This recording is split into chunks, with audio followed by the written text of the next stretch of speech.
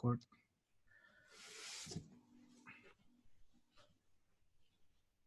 Good day, everyone. Today, our group will present the qualitative versus quantitative research design. My name is Ahmad Farhan. My group mates are Arfa Regianto, Daryl Aulia Ahmad, and Gerald Dwi Ananda Putri. First, the difference between qualitative and quantitative research design. As we can see here, though they are both research design, the method of doing them and the procedures are way different. For example, in quantitative method, quantitative data is information about quantities and therefore numbers, and qualitative data is descriptive and regards phenomenon which can be observed in numbers and but not measured in languages or in visual. Quantitative research is expressed in numbers and graph. It is used to test or confirm theories and assumptions. This type of research can be used to establish generalizable facts about topics.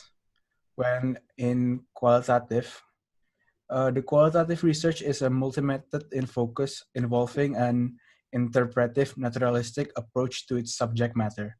This means that qualitative researchers study things in their natural setting, attempting to make sense of or interpret phenomena in the terms of the meanings that people bring to them.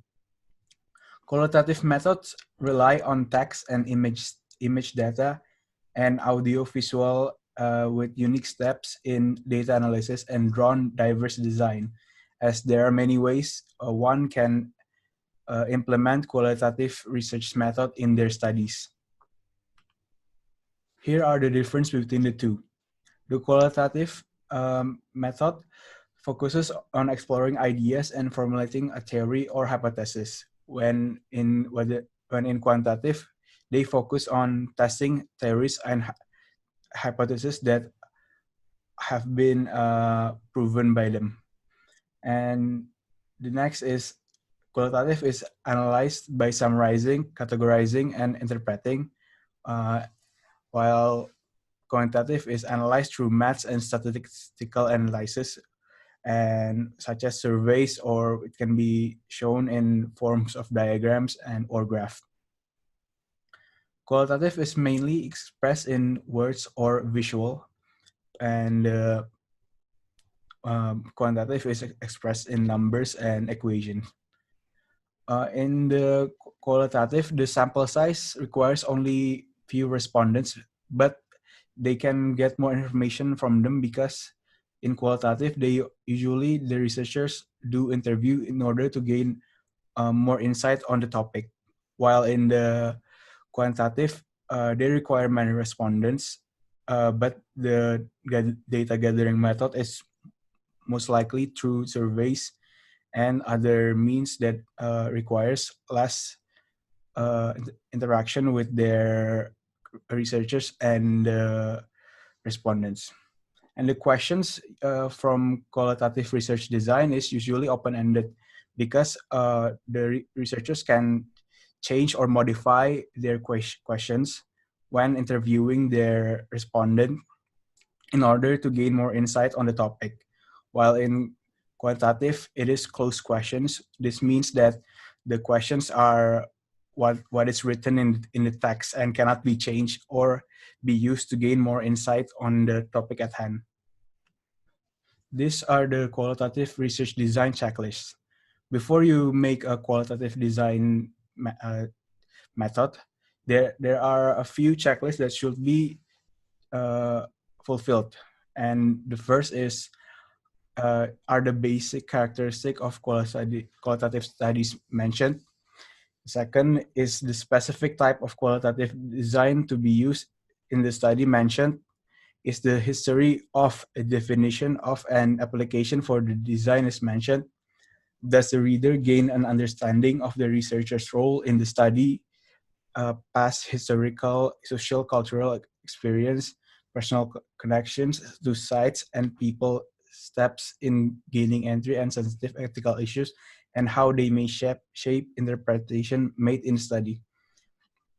The fourth is the purposeful sampling strategy for sites and individuals identified. Third are the specific forms of data collection mentioned and rationale given for their use. And fifth are the procedures for recording information during the data collection detailed, such as protocols. The sixth are the data analysis steps identified. The seventh is there evidence that the researchers has organized data for analysis. Eight is has the researcher reviewed the data generally to obtain a sense of information. The ninth, has the researcher coded the data.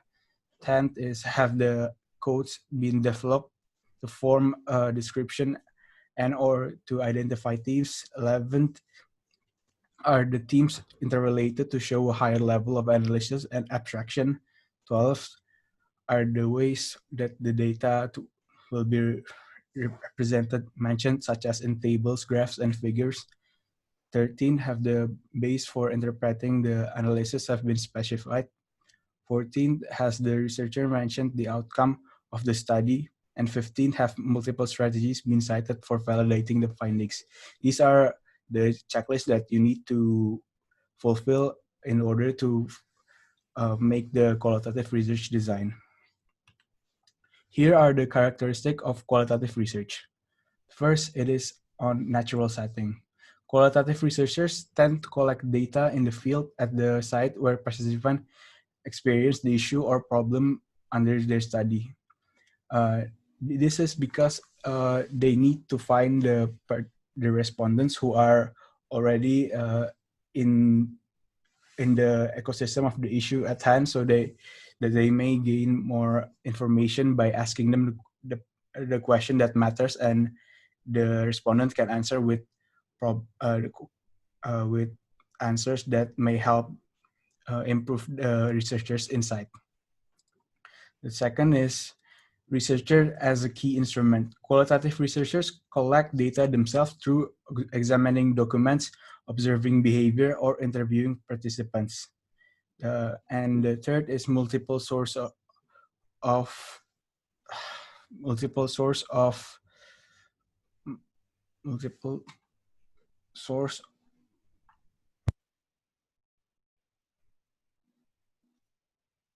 multiple source of data.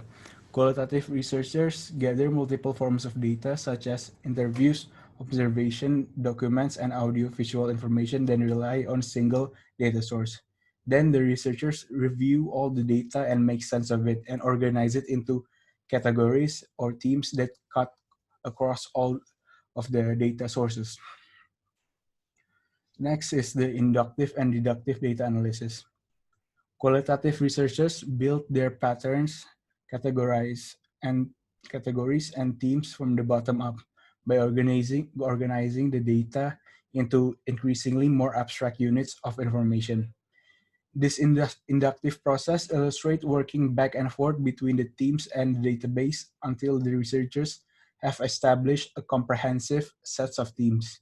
Then deductively, the researchers look back at their data from the teams to determine if more evidence can support each team or whether they need to gather additional information. Thus, while the process begins inductively, deductive thinking also plays an important role as the analysis moves forward.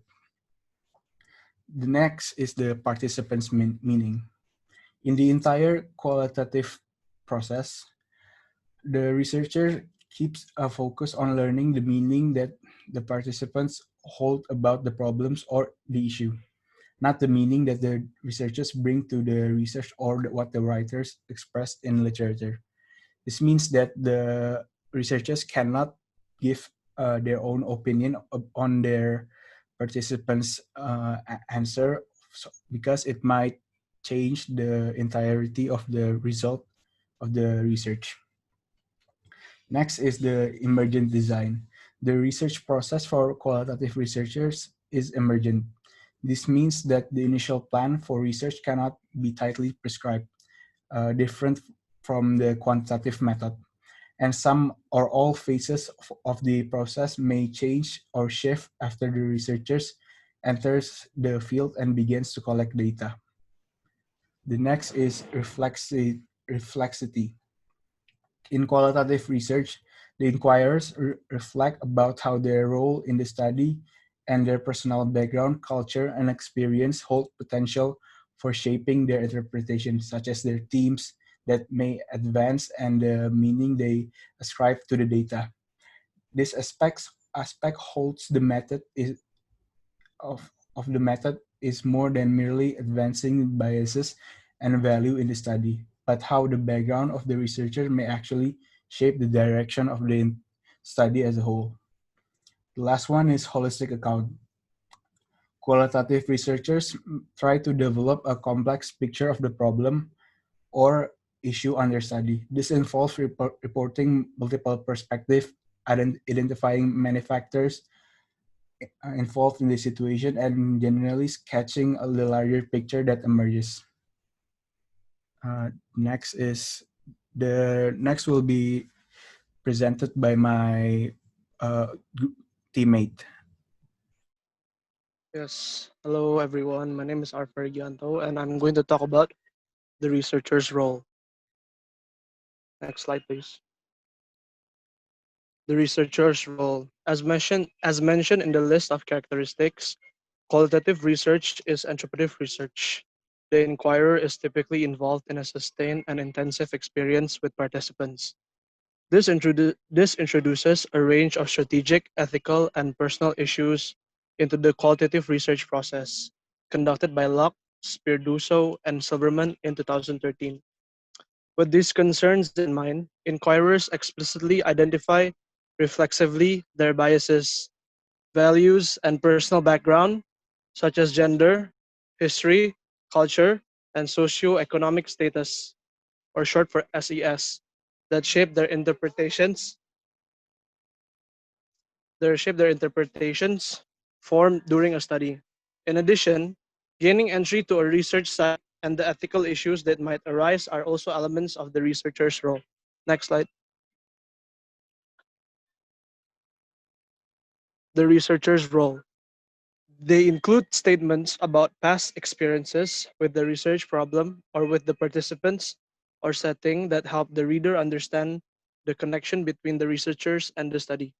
These experiences may involve participation in the setting, past educational or work experiences, or culture, ethnicity, race, SES, or other demographics that tie the researchers directly to the study. The other part would be they would be explicit. Then, how about these experiences may potentially shape the interpretations the researchers make during the study? For example, the experiences may cause researchers to lean forward towards certain themes, to actively look for evidence to support their positions, and to create favorable or unfavorable conclusions about the sites or participants. Next slide, please. They would comment on connection between the researchers and the participants and on the research sites that may unduly influence the researchers' interpretations. Backyard research conducted by Glantz and Peshkin in 1992 involves studying researchers' own organization, friends, or immediate work setting. This often leads to compromises in the researcher's ability to disclose information and raises issues of an imbalance of power between the inquirers and the participants. When researchers collect data at their own workplace or when they are in a superior role to participants, the information may be convenient and easy to collect, but it may not be accurate information and may jeopardize the roles of the researchers and the participants. If studying the backyard is essential, then researchers hold the responsibility for showing how the data will not be compromised and how such information will not place the participants at risk. Next slide, please. Data collective procedures. This comments about the role of the researcher set at the stage for discussion of issues involved in collecting data. The data collection steps include setting the boundaries for study, collecting information through unstructured or semi-structured observation and interviews, documents, and visual materials, as well as establishing the protocol for recording information. Next slide, please. Next slide, please. They identify the purposely selected sites or individuals for the proposed study. The idea behind qualitative research is to purposely select participants or sites or documents or visual material that will best help the researcher understand the problem and the research question. This does not necessarily suggest random sampling or selection of a large number of participants and sites, as typically found in quantitative research. They indicate the type or types of data to be collected. In many qualitative studies, inquirers collect multiple forms of data and spend considerable time in a natural setting gathering information. The collection procedures in qualitative research involve four basic types and their strengths and limitations. Next slide. The types of collecting data. There are two types of collecting data in the slide I'm willing to talk about today. The first one is qualitative observation. This is when the researcher takes field notes on the behavior and activities of individuals at the research site. In these field notes, the researcher records in an unstructured or semi-structured way, using some prior questions about the inquirer wants to know activities at the research site. Qualitative observers may also engage in roles varying from a non-participant to a complete participant. The other would be qualitative interviews, is when the researcher conducts face-to-face interviews with participants, telephone interviews, or engages in focus groups interviews with 6 to 8 interviewees in each group. These interviews involve unstructured and generally open-minded questions that are few in number and intended to elicit views and opinions from the participants. Next slide, please. The process of data collecting. During the process of research, the investigator may collect qualitative documents. These may be public documents. For example, they are newspaper, minutes of meetings, or official reports, or private documents. This include data collection types that go beyond typical observation and interviews. These unusual forms create reader interest in a proposal and can capture useful information that observations and interviews may miss. A final category of qualitative data consists of qualitative audio and visual materials. This data may take the form of photographs, art objects, videotapes, website main pages, emails, text messages, social media text, or any forms of sound. And that is my last slide. Thank you. The next slide will be presented by my teammate Daryl.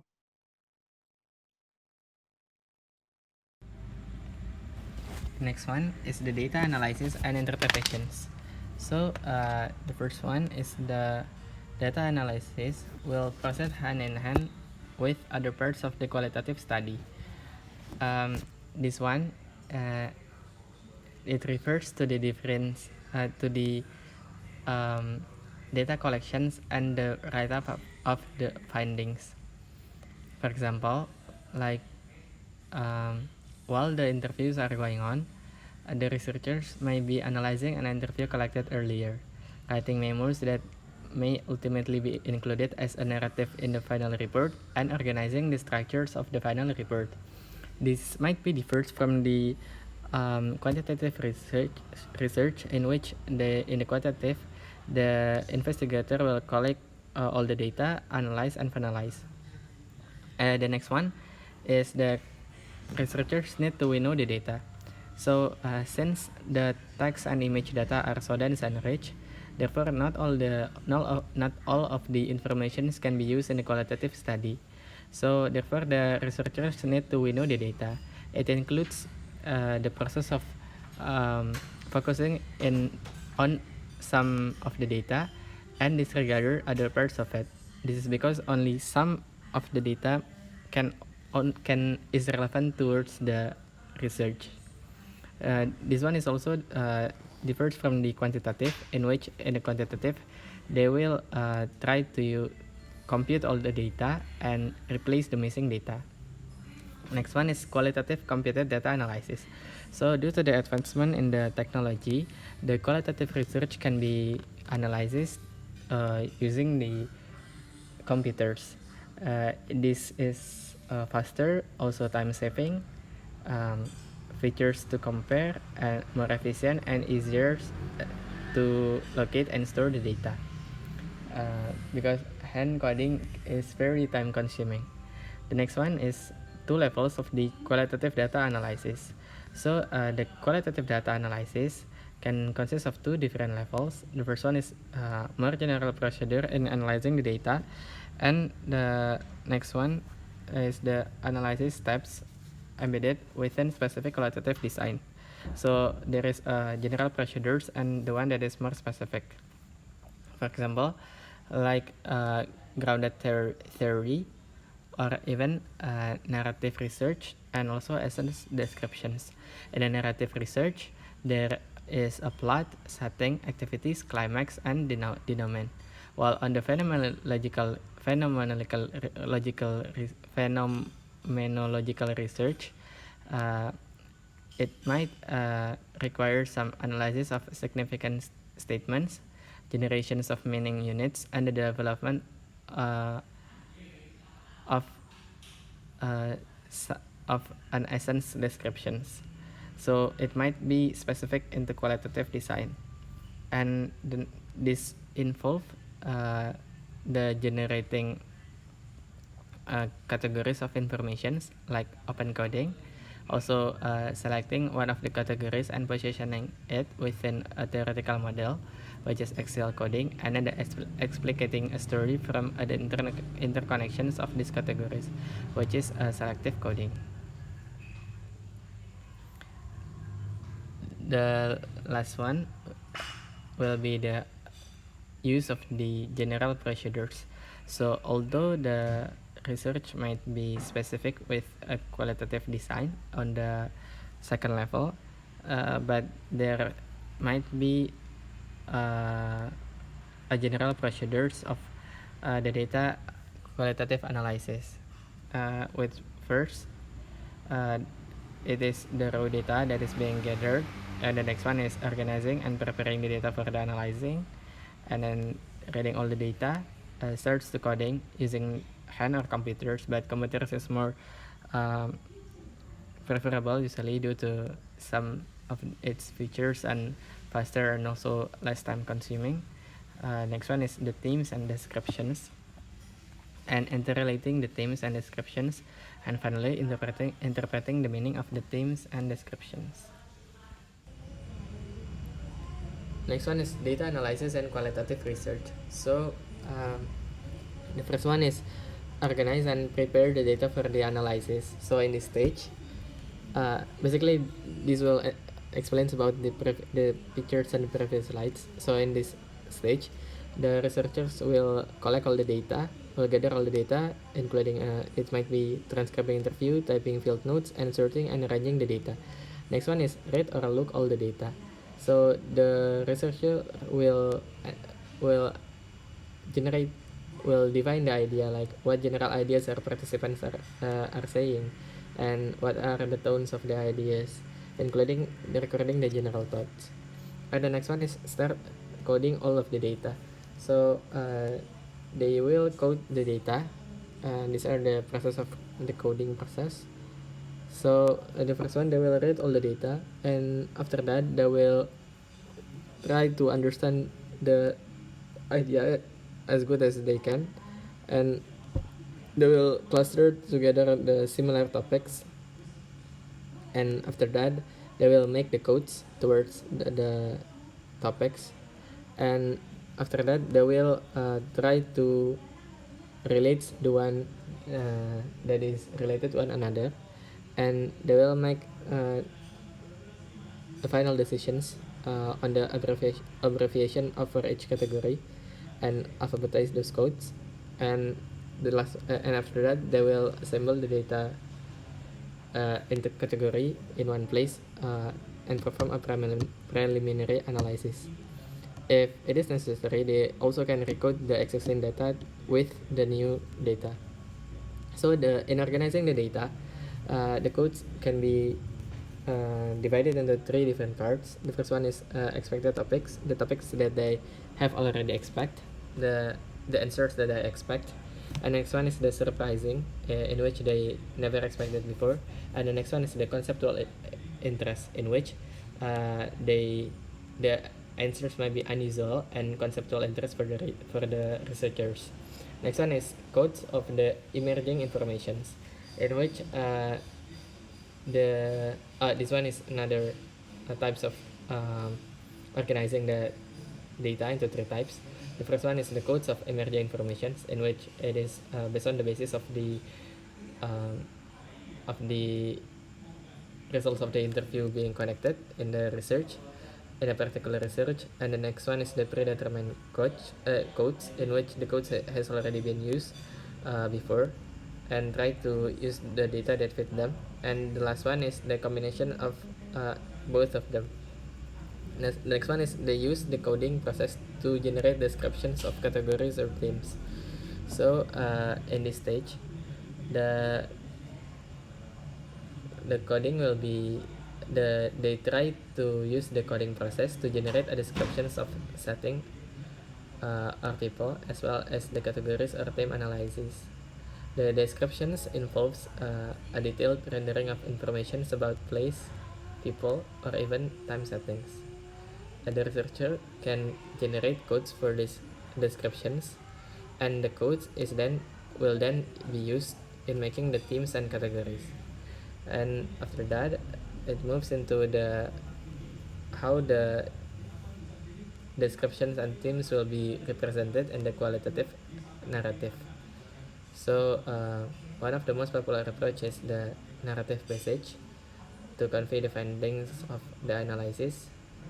um, it might be includes the chronology of events, the detailed discussions that is mentioned, such as the subthemes, specific illustrations, and multiple perspectives. And the last one is the interpreting the meaning of the themes. So this one is the process of what are the lesson learned, and in here the researchers can use their personal interpretations or even uh, the meaning that is derived from the comparisons of the findings with the literature, or suggest it is also suggested for the researchers to confirm from a past informations, and they also can suggest new questions that needs to be asked. So for example, like if the research finally comes out with something that needs to be asked, they can use it. And they also can compare the theories and the general literature of the topics. In many qualitative articles, researchers also discuss the literature at the end of the study.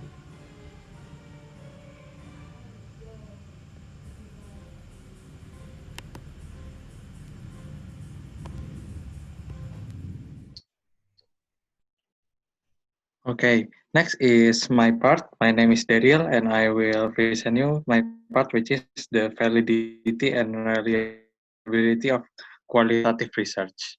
Next. So first, what is qualitative validity and reliability? So first, the validity. Qualitative validity is a method that employed to check the accuracy of the findings. So actually, is simply put, it's a method that how to find is it your findings or data that you have, is it valid or not. And the second, the qualitative reliability is indicators that indicates that the researchers approach is consistent across different researchers and different projects. So basically, it's employed to find is it your data really, is your research reliable or not for different situation and findings. Next. So here's the validity strategies for the qualitative research. So first, there's eight strategies that we can use to make our qualitative research more valid. First is triangulate different data research. So actually we can use it to them are established based on the converging several resources of data perspective from participants, then this process can be claimed as adding to the value of the study. Second, use member checking to determine the research research accuracy. So basically, this method used but to taking back our research and conduct follow up interview and make our interviewee to comment our research. Third, use rich strict description to convey our findings. So, because because because there's many perspective of certain research, so we use rich and thick description to input more description, more perspective, and more opinion in our research. And fourth, clarify the bias the researchers brings to the study. So a good qualitative research contains comments of the researchers about the interpretation of the finding that's shaped by the background, such as gender, culture, and history that usually make some opinion bias. And next is the present negative information that runs counter to the dams.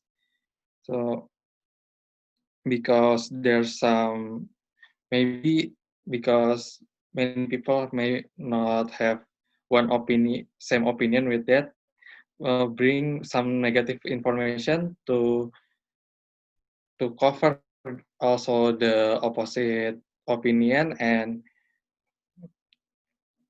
adds and com, and compare their different perspective can make our research have more credibility.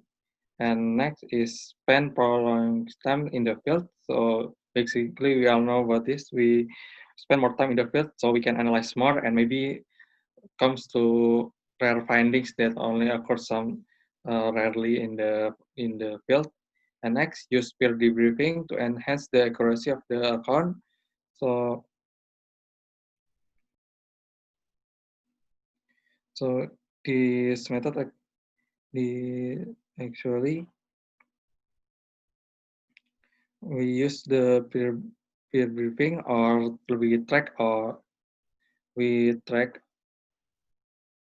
we, we track our interviewee to get more data and enhance the accuracy of the account of our research.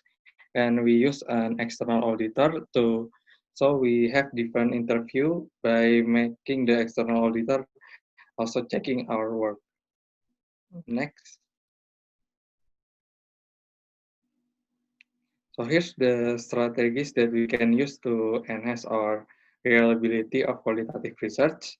So first, we can check transcripts to make sure that they are not contain obvious mistake made during transcription.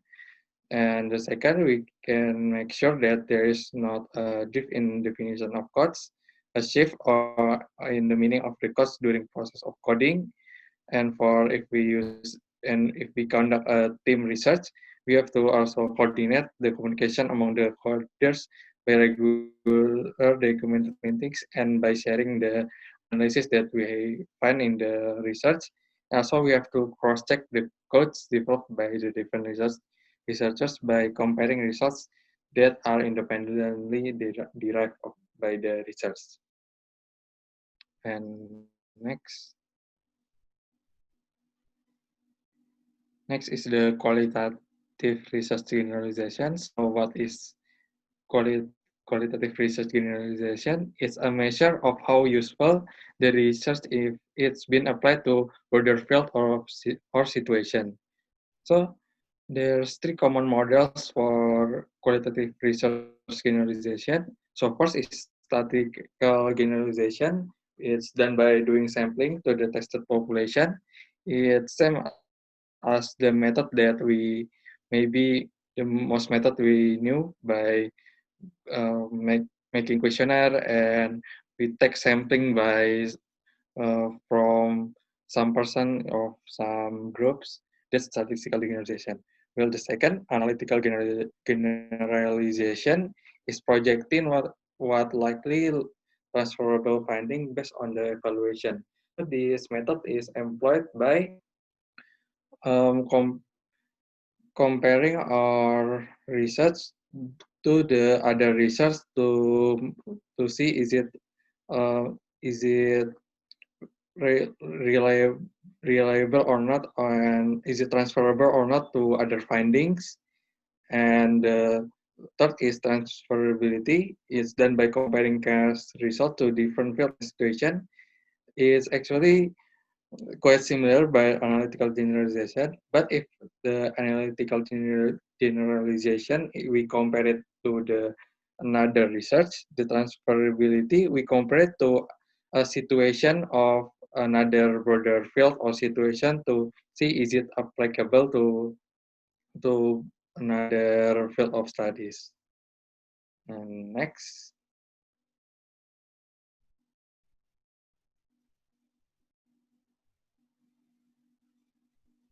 um, next.